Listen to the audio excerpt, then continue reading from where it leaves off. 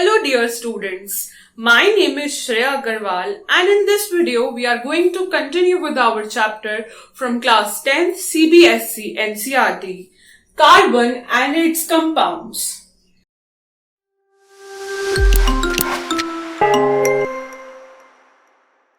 So in the previous few lectures we came across what is carbon, why is it important, we saw that why is it so versatile, हमने बहुत चीजें पढ़ी.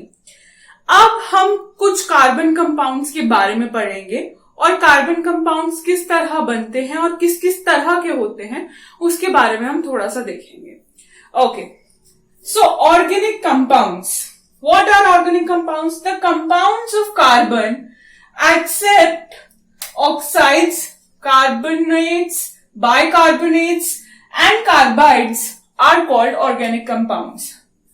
So basically all those compounds who have carbon in them are called organic compounds except these few. जैसे CO2 is not an organic compound. ठीक है, तो ये कुछ exceptions हैं. इनके अलावा बाकी सब कंपाउंड्स जिनमें कार्बन है वो सब क्या हैं? Organic compounds. ओके, तो अब हम देखते हैं कुछ टाइप्स ऑफ ऑर्गेनिक कंपाउंड्स जिसमें हम पढ़ रहे हैं हाइड्रोकार्बन्स. ठीक है, तो हाइड्रोकार्बन्स नाम से पता चल रहा है जिसमें सिर्फ क्या है? Hydrogen and carbon. तो जिन कंपाउंड्स में सिर्फ हाइड्रोजन और सिर्फ कार्बन है वो क्या है? हाइड्रोकार्बन्स. और ये दो तरह के हैं, सैचुरेटेड या अनसैचुरेटेड. सैचुरेटेड हमने पढ़ा था जिनमें सिंगल बॉन्ड हो और अनसैचुरेटेड जिनमें डबल या फिर ट्रिपल बॉन्ड हो. क्लियर?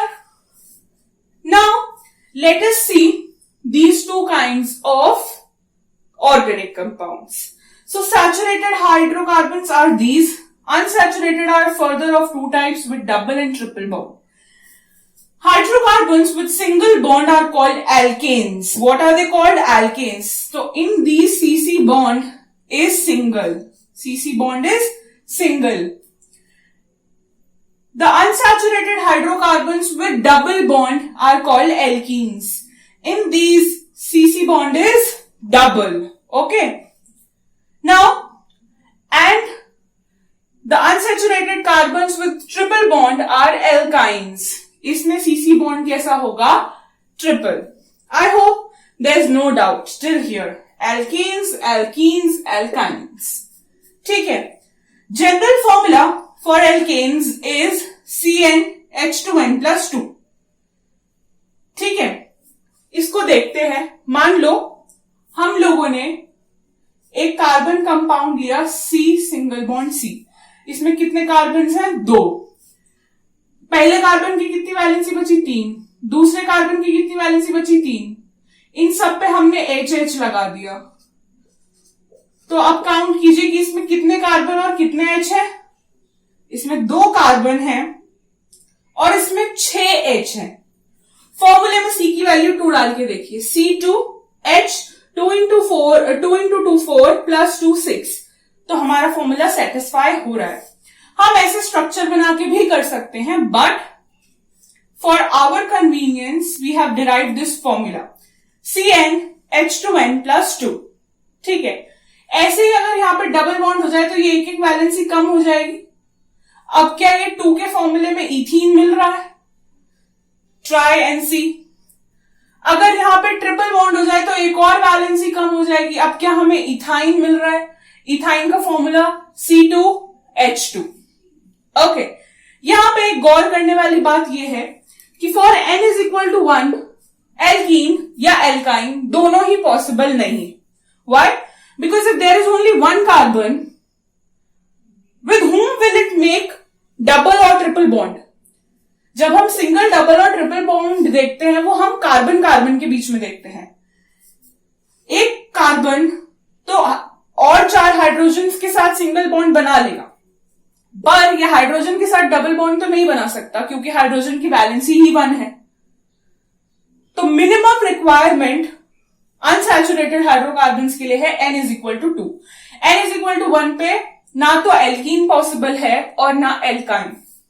ठीक है, यहीं पे स्टार्टिंग में एक समझने वाली बात यह है जो हमारे नॉमेनक्लेचर में भी हमें बहुत काम आएगी। क्या कि एक कार्बन के लिए रूट वर्ड होता है मेथ, 2 के लिए एथ, 3 के लिए प्रॉप, 4 के लिए ब्यूट, 5 के लिए पेंट, 6 के लिए हेड्स एंड सो ऑन। हमारा 6 तक काम चल जाता है, उतना हमें याद होना चाहिए, ठीक है। और डिपेंडिंग अपॉन द बॉन्ड उसके साथ सफिक्स लगता है एन, इन या आइन। अगर सिंगल बॉन्ड है तो मिथ, मिथेन, मतलब मेथ और एन मिथेन। अगर 2 कार्बन है और डबल बॉन्ड है तो एथ और इन लिखेंगे इथेन, इथीन, इन। अगर 2 कार्बन है और ट्रिपल बॉन्ड है तो इथ और आइन लिखेंगे ethyne. I hope it is clear. Alkane के लिए सफिक्स एन, एल्कीन्स के लिए इन, एल्काइंस के लिए आइन, ठीक है। और रूट वर्ड क्या है? मेथ, एथ, प्रॉप, ब्यूट, पेंट, ठीक है। ये सारे एग्जाम्पल्स गिवन है, तो एक एक करके हम फटाफट से देख लेते हैं। जब कार्बन कार्बन में सिंगल बॉन्ड है और n की वैल्यू 1 है, इसमें n की वैल्यू 1 डाल के देखिए CH4 आएगा।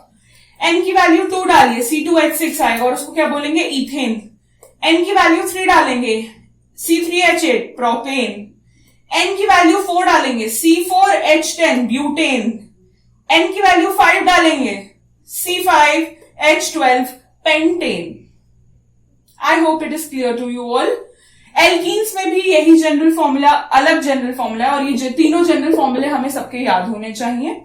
यहां पे n की वैल्यू डालोगे तो it is not possible, reason मैं बता चुकी हूं। n की वैल्यू 2 डालोगे तो C2H4 आएगा, 3 डालोगे तो C3H6 आएगा, 4 डालोगे तो C4H8 आएगा और 5 डालोगे तो C5H10 and these are the names. ऐसे ही अल्काइंस, n की वैल्यू 1 के लिए it's not possible, why I have already told you.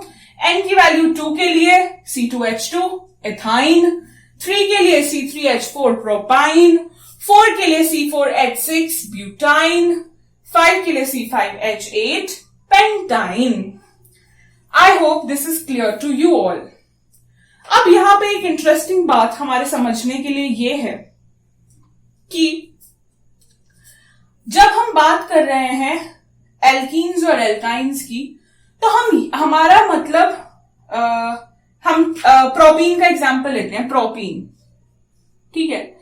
Propene का मतलब ये नहीं है कि दोनों में ही डबल बॉन्ड होगा, किसी एक में होगा। I hope it is clear to you all कि इट्स नॉट इंपॉर्टेंट कि it's every bond is double bond. ऐसे ही अगर आप प्रोपाइन के लिए देखोगे तो इट इज नॉट इंपॉर्टेंट कि मतलब it is not so that every bond is a triple bond. अगर आप देखो तो it is not even possible, क्योंकि कार्बन की वैलेंसी तो 4 है, 6 बॉन्ड तो बना ही नहीं सकता। So only one of these bonds is triple, other is always single, ठीक है।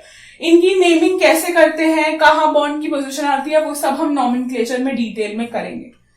अब ये डबल बॉन्ड यहां भी हो सकता था, ये डबल बॉन्ड यहां भी हो सकता था, इसको हम ऐसे भी बना सकते थे। इन दोनों में कोई डिफरेंस नहीं है। क्यों? जब आप पहले वाले स्ट्रक्चर को फ्लिप करके बनाओगे तो क्या यही स्ट्रक्चर आएगा? तो क्या दोनों में कोई फर्क हुआ? ऐसे ही अगर आप इसको फ्लिप करके बनाओगे तो ये डबल बॉन्ड पहले और ट्रिपल बॉन्ड बाद में आ जाएगा। There is no difference at all, ठीक है। लेकिन कंसिडर प्रोपीन हमने देख लिया, कंसिडर ब्यूटीन। अगर हम ब्यूटीन को देखें, लेट मी रब सम ऑफ द पार्ट। अगर हम ब्यूटीन को देखें, let's see butene. So 1 2 3 and 4, ठीक है। हमने डबल बॉन्ड यहां पे बनाया। मैं इसको फ्लिप करके बनाती हूं, मैं सारे पॉसिबल केसेस बनाती हूं कि कहां कहां पे बॉन्ड आ सकता है। अब पोजीशन 2 हमने फर्स्ट पे और लास्ट पे बना लिया, अब हम बीच में बनाते हैं सी। और कहीं पे आपको लग रहा है कि पॉसिबल है एक और कहीं बॉन्ड, बस 3 ही तो जगह थी, पहले बना लिया, दूसरे में बना लिया और तीसरे में बना लिया। अब पहले दोनों देखिए क्या आपको सेम लग रहे हैं? क्या सिर्फ पहले वाले का उल्टा है दूसरे वाला? पर ये टोटली अलग है। Are you getting the difference? तो ऐसे मॉलिक्यूल्स जिनका मॉलिक्यूलर फॉर्मूला सेम हो, आप इन सबका मॉलिक्यूलर फॉर्मूला देखोगे तो ब्यूटाइन का मॉलिक्यूलर फॉर्मूला आएगा C4H8। मैं ये बैलेंस ही नहीं बना रही हूं, वो सिर्फ स्केलेटल बना रही हूं कार्बन का। इनका फॉर्मूला, सबका फॉर्मूला C4H10 आएगा, और ये हम नहीं कंसिडर कर रहे हैं क्योंकि ये दोनों एक ही हैं। ठीक है, इन दोनों में मॉलिक्यूलर फॉर्मूला सेम है, पर दोनों का स्ट्रक्चर क्या अलग अलग है। इसमें डबल बॉन्ड कहीं और है, इसमें डबल बॉन्ड कहीं और है। तो ऐसे मॉलिक्यूल्स जिनका मॉलिक्यूलर फॉर्मूला सेम हो पर स्ट्रक्चर्स अलग हो, उनको क्या बोलते हैं? आइसोमर्स। ठीक है, compounds with same molecular formula but different structure